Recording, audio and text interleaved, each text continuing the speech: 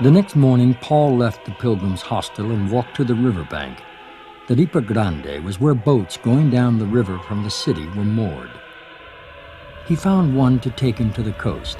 He decided to go back to Monte Argentario to look for a place to stay. The priest at one of the fishing villages at the bottom of the mountain showed Paul an abandoned hermitage where he was joined by his brother John Baptist. Their days were spent in prayer and reading the Bible. They would get up at midnight for matins and meditation, and on weekends they would go down to some of the small towns along the coast to teach the people how to pray and explain the scriptures to them.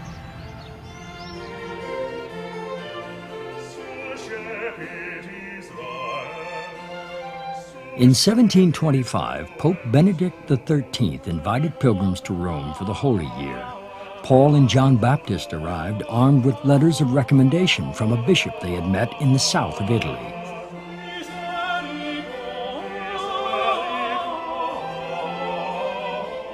In the Vatican Basilica, while the two brothers were praying near the tomb of St. Peter, they were noticed by a young Vatican official, Marcello Crescenzi. Crescenzi belonged to a reforming group in the church. Through his boss, he arranged for Paul and John Baptist to meet the Pope.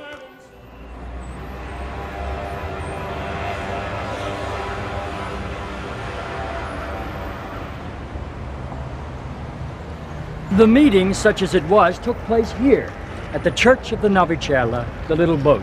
The Pope was coming here to inspect some interior restoration, and the brothers were told if they waited there on the porch, they'd be presented to him on his way in. When the papal carriage arrived, the Pope disembarked and made for the church. As he passed by, Paul and his brother fell to their knees, and Paul said, "Holy Father, we wish to gather together a community to live and preach the gospel." Well, the Pope simply gave his blessing on what Paul intended to do and continued on into the church.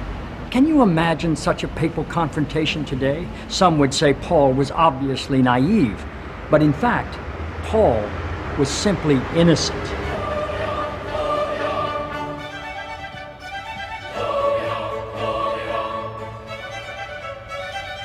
Marcello Crescenzi's boss, Cardinal Corradini, asked the two brothers to stay in Rome for a while and work as chaplains in a new hospital.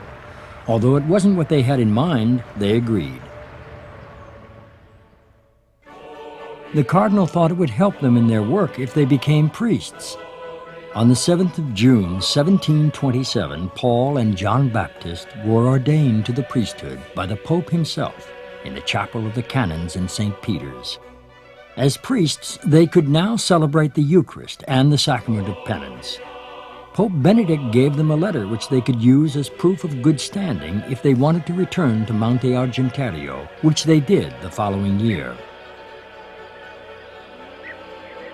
2 years after their return to Monte Argentario, the local bishop asked them to preach a series of missions in the region.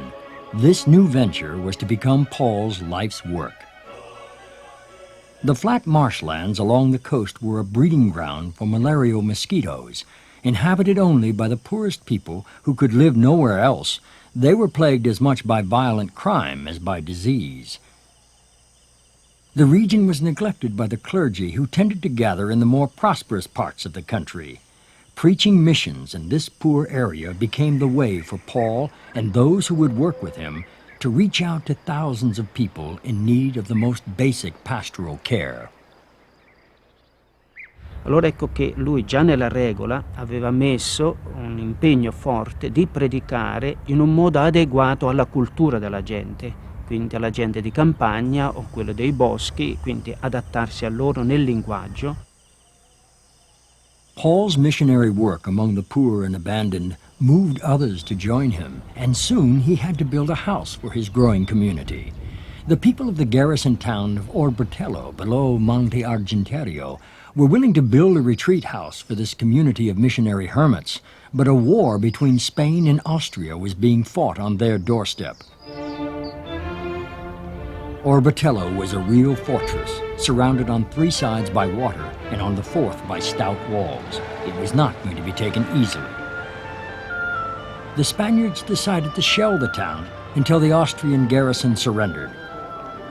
When Paul heard this, he went to the general and pleaded on his knees for the people of Orbetello. After much persuasion, the general finally agreed not to bombard the town, but to continue a blockade instead. After that, Paul was a kind of local hero for the people of Orbetello, who willingly worked to help him build his monastery.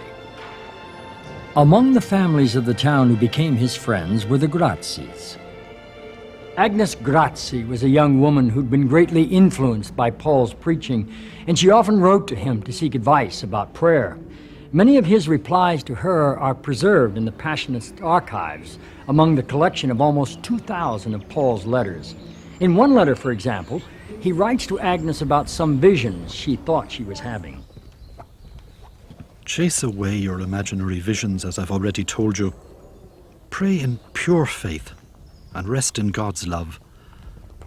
Pay no attention to visions, but search for God, search for love, and do not doubt. Paul was a no-nonsense mystic who always guided people to what was essential, abandoning oneself totally into the loving hands of God. When his monastery and church were completed in 1737, he dedicated them to the presentation of Mary in the temple, which symbolizes Mary's total gift of herself to God and her abandonment to his will.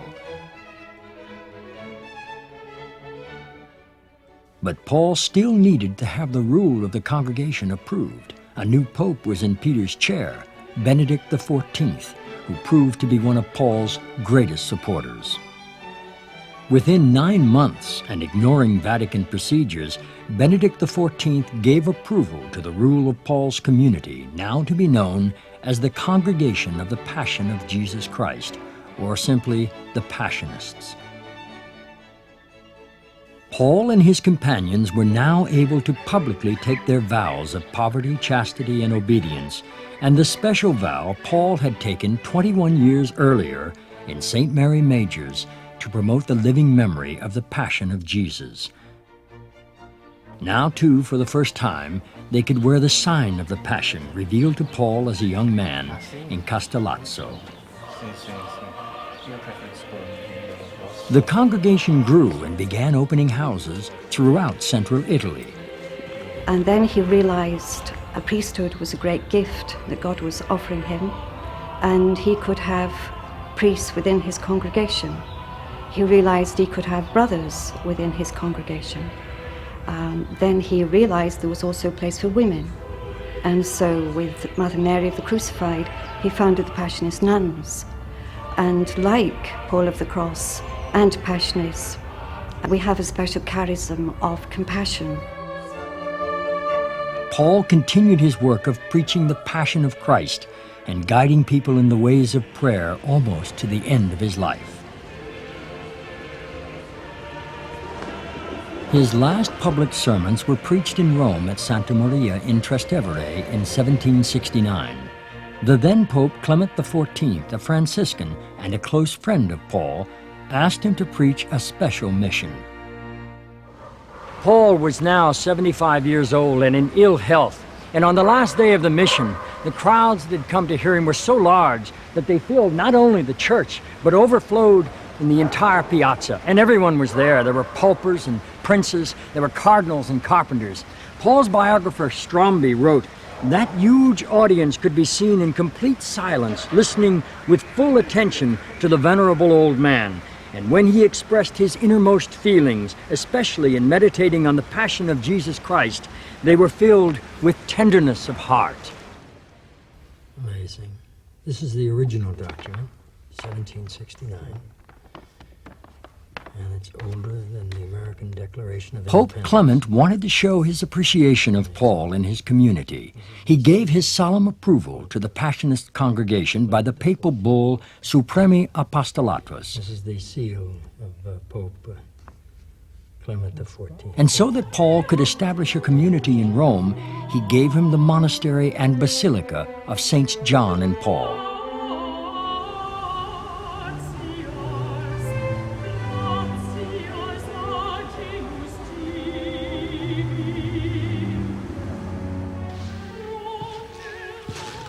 Paul spent the last 2 years of his life at the retreat of Saints John and Paul, And this was his room. On October 18th, 1775, he died here, surrounded by his community and listening to a reading of the Passion of Jesus from the Gospel according to St. John.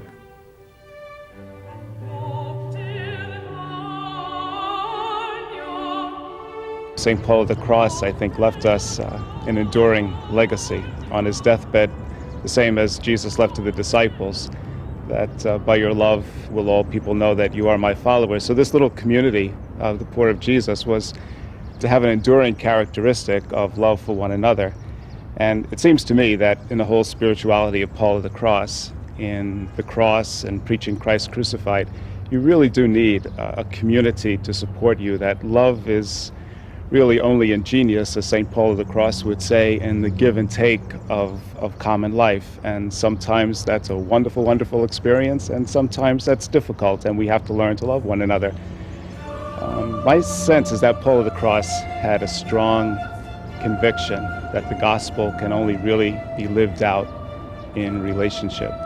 So I don't know how we could preach a message of Christ crucified without living as brothers in common.